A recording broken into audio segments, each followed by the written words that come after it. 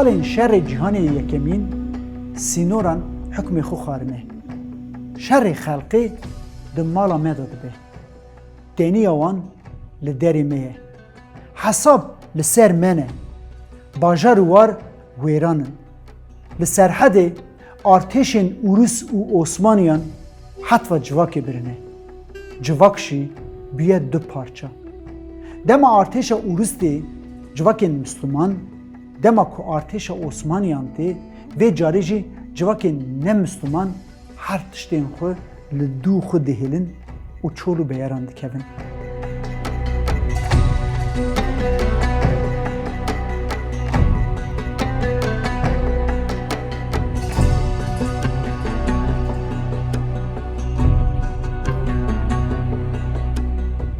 Li wê demê Temoyê tifalî bê dê û bêbav li gundekî dutaxa Qerekosê di derê mala Hesen Axa da bi heqekî sivik dixebite.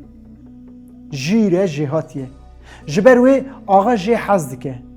Dema ne li çolê mal be, axa li ser sifra xwe dide rûniştandin. Lê Temo ji vê yekê ne rasiye. Ne ew gazîkirin, ne ew rûniştandin, ne jî ew kirin axê. Axa hundirê nanê patî dixwe, dora wî wek helqe dihêle, wê jî digre davêje stûya Temo. Ev yek li zora Temo diçe. Şerm dike, aciz dibe. Carekê du cara dixwe. Lê xwe nagire. Di dawiyê da bi emrê xwe biçûk şîreteke xaş axayê xwe dike. Axayê min ev namet e. Bêra nelîze. Xwedê yê xenîmî te be. Axa di ranê xwe pê dike. Dibêje kuro law heft birê min çiyan e. Revoyên hespa, boynên ga, çar jî aşê me hene. Hema zêr û zîvê nava malê têra hemû eşîrê ye. Dihere lo ev nanê patiyê xenîmî min bibe. Dibe hîqe wî dikene axa. Çendekî şûnda xebera oxirmê ji zû belav dibe êlê. Dibêjin leşkerên Urus tê. Her tişt li bin guhê hev dike. Dê ewledê xwe davêje. Xwedê neyne serê gevra. Rev dest pê dike.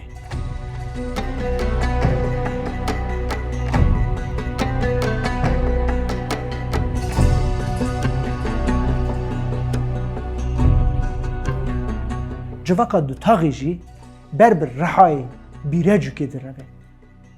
Temo vê carê jî li bîrecûkê li cem axayekî din nanozik û dixebite.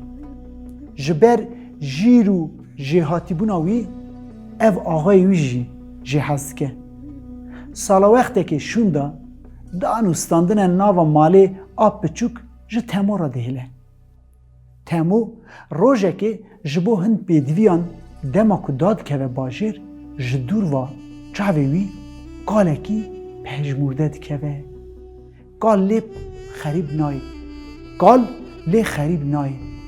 Di desta qasikek pelixî dihêje, di tewtewê derî bi derî parsê dike.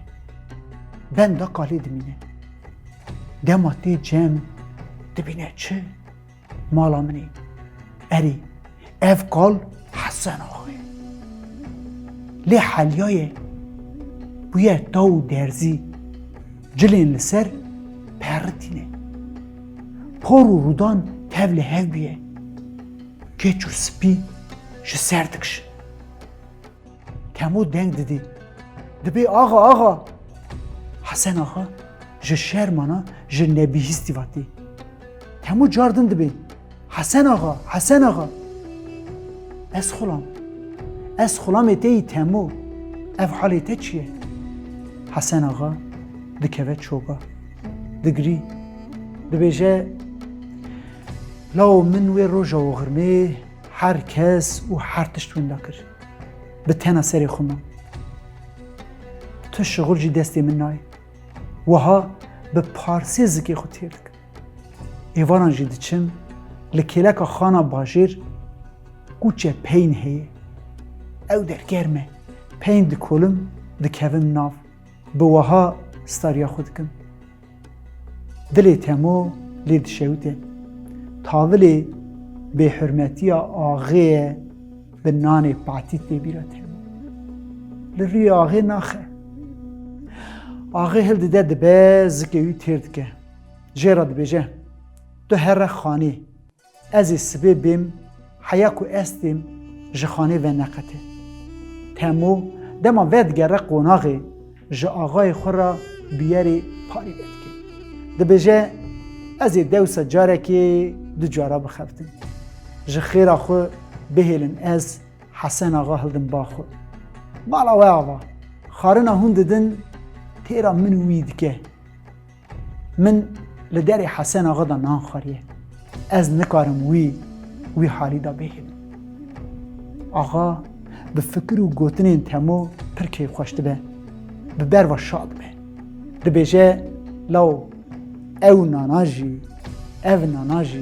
به ته شیر دیات ده به هر حسن آغا بینه هلبت رزق می تیرا ویجی هیه تمو سبتری به حسبه که ود چه خانه که حسن آغا بینه لی آغای نابینه جه خزمتکار خانه دپرسه او جی دبیجه اری هر شف دهات و دناف پین دا را دزا و به سری سبی را در دکت پارسی لی وی سری سبی دما در نکت مچولی نهری گاله مره بود مگازی کر چند خیرخازان هاتن او هلدم